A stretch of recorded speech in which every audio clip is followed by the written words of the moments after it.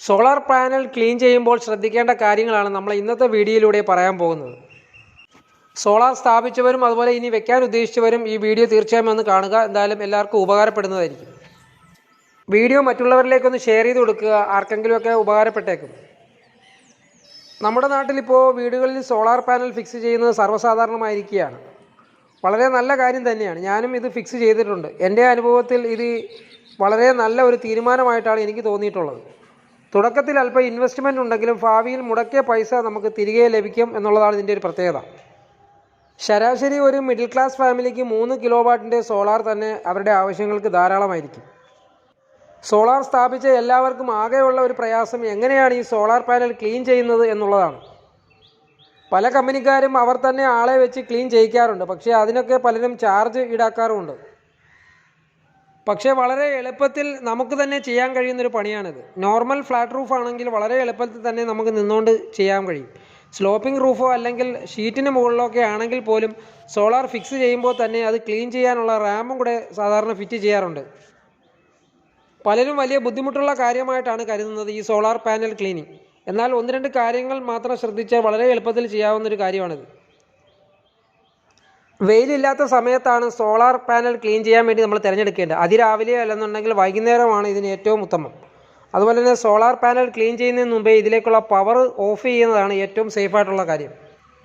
തീരെ വെയിലില്ലാത്തപ്പോഴാണ് നമ്മൾ ക്ലീൻ ചെയ്യാൻ ഉദ്ദേശിക്കുന്നതെങ്കിൽ ഓഫ് ചെയ്തില്ലെങ്കിലും കുഴപ്പമില്ല. അതേസമയം വെയിലുള്ള സമയത്താണ്, അല്പമെങ്കിലും വെയിലുള്ള സമയത്താണ് ചെയ്യുന്നതെന്നുണ്ടെങ്കിൽ ഓഫ് ചെയ്യുന്നതാണ് ഏറ്റവും സേഫ്.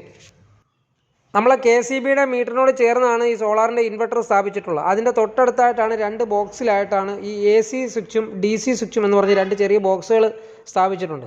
അതിൻ്റെ അകത്ത് നമ്മൾ കഴുകുന്നതിന് മുമ്പേ ആദ്യം AC സ്വിച്ചാണ് ഓഫ് ചെയ്യേണ്ടത്. അതിനുശേഷം DC സ്വിച്ചും ഓഫ് ചെയ്യുക. കഴുകുന്നതിന് തൊട്ട് മുമ്പ് ചെയ്യേണ്ട കാര്യമാണ്. അപ്പോൾ കഴുകി കഴിഞ്ഞതിന് ശേഷം നമ്മൾ ആദ്യം ഓണാക്കേണ്ടത് DC സ്വിച്ചാണ്. അതിന് ശേഷമേ AC സ്വിച്ച് ഓണാക്കാൻ പാടുള്ളൂ. അപ്പോൾ ഈ കാര്യമാണ് പ്രത്യേകം ഒന്ന് ശ്രദ്ധിക്കേണ്ടത്. നമ്മൾ പറഞ്ഞതുപോലെ അതിരാവിലെയോ വൈകുന്നേരമാണ് ഇത് ക്ലീൻ ചെയ്യാൻ നമ്മൾ തിരഞ്ഞെടുക്കേണ്ടത്. അതുപോലെ കൂടുതൽ വെയിലുള്ള സമയത്ത് ഒരിക്കലും പാനൽ ക്ലീൻ ചെയ്യാൻ ശ്രമിക്കാതിരിക്കുന്നതാണ് നല്ലത്. കാരണം എന്ന് വെച്ചാൽ ഈ സമയത്ത് പാനൽ നല്ല ചൂടായി കിടക്കുമ്പോൾ നമ്മൾ തണുത്ത വെള്ളം അതിലേക്കെടുത്ത് ഒഴിക്കുമ്പോഴത്തേക്ക് പാനലിന് ഡാമേജ് ഉണ്ടാവാൻ സാധ്യതയുണ്ട്. നമ്മൾ പ്രഷർ പമ്പ് ഉപയോഗിച്ച് ഒരിക്കലും പാനൽ ക്ലീൻ ചെയ്യാൻ ശ്രമിക്കരുത്. അതുപോലെ ഗാർഡൻ ഓസ്, നമുക്ക് വീട്ടിൽ ചെടിയൊക്കെ നനയ്ക്കാൻ ഉപയോഗിക്കുന്ന ഓസിൽ നിന്ന് വേണമെന്നുണ്ടെങ്കിൽ വെള്ളം അതിലേക്ക് സ്പ്രേ ചെയ്യാം, അത് പ്രശ്നമില്ല. അതുപോലെ സോപ്പ്, ഷാമ്പു, അതുപോലെ സോപ്പ് പൊടി തുടങ്ങിയ സാധനങ്ങൾ പരമാവധി ഒഴിവാക്കുന്നതാണ് നല്ലത്. ഷാമ്പൂവിലൊക്കെ ആകുമ്പോൾ ഓയിലിൻ്റെ അംശമുണ്ട്. അപ്പോൾ അത് എത്ര കഴുകിയാലും അത് ഒരു ചെറിയ കോട്ടിങ് പോലെ പാനലിൻ്റെ പുറത്ത് ഇങ്ങനെ കാണും. അപ്പോൾ അത് കാരണം പൊടിയൊക്കെ പെട്ടെന്ന് കയറി പിടിക്കാൻ സാധ്യതയുണ്ട്. അത് മാക്സിമം ഇത് ഒഴിവാക്കുന്നതാണ് നല്ലത്. അഥവാ ഉപയോഗിക്കുകയാണെങ്കിൽ തന്നെ ഡൈല്യൂട്ടാക്കി, അതിന് പരമാവധി ഡൈല്യൂട്ടാക്കി മാത്രം ഉപയോഗിക്കാൻ ശ്രമിക്കുക. അതിനുശേഷം ധാരാളം വെള്ളം ഒഴിച്ച് ഇത് അതിൻ്റെ ആ സോപ്പിൻ്റെ അംശം എല്ലാം പോകുന്ന രീതിയിൽ പൂർണ്ണമായിട്ട് കഴുകി വൃത്തിയാക്കുക. നമ്മുടെ വീട്ടിൽ തറയൊക്കെ തുടയ്ക്കാൻ ഉപയോഗിക്കുന്ന തരത്തിലുള്ള മോപ്പ് ഉപയോഗിച്ചാണ് പാനൽ ക്ലീൻ ചെയ്യാൻ ഏറ്റവും എളുപ്പം. അതുപോലെ അതിനകത്ത് മണ്ണ്, ചെളി പോലുള്ള ഒരിക്കലും മോപ്പിൽ ഉണ്ടാവാൻ പാടില്ല. പാനൽ സ്ക്രാച്ച് വരാൻ ഇത് കാരണമാകും. പാനൽ ക്ലീൻ ചെയ്യാൻ പ്രത്യേകമായിട്ടൊരു മോപ്പ് മേടിച്ച് നമ്മൾ പ്രത്യേകം മാറ്റി വയ്ക്കുക. അതുപോലെ ഈ പാനലിൻ്റെ മുകളിലൊന്നും അള്ളിപ്പിടിച്ച് കയറാൻ ശ്രമിക്കരുത്. പാനലിലൊന്നും കയറി ചവിട്ടാതെ വേണം നമുക്ക് താഴെ നിന്ന് ഈ ഫ്ലാറ്റ് റൂഫിലൊക്കെ ആണെന്നുണ്ടെങ്കിൽ സ്റ്റൂളോ അല്ലെങ്കിൽ ഡെസ്കോ ഏതെങ്കിലുമൊക്കെ ഇട്ടിട്ട് അതിന് മുകളിൽ കയറി നിന്നുകൊണ്ട് ഈസിയായിട്ട് ക്ലീൻ ചെയ്യാൻ കഴിയും. പൊടിയോ മണ്ണോ ഒന്നും ഇല്ലാത്ത നല്ല വെള്ളം ബക്കറ്റിൽ നിറച്ചിട്ട് അതിൽ മോപ്പ് മുക്കിയിട്ട് നമുക്ക് ആ പാനലിൻ്റെ പ്രതലമൊക്കെ നല്ല രീതിയിൽ ക്ലീൻ ചെയ്യാൻ കഴിയും. അതുപോലെ ഈ തടിയുടെ പിടിയുള്ള മോപ്പാണ് ഏറ്റവും സേഫായിട്ടുള്ളത്.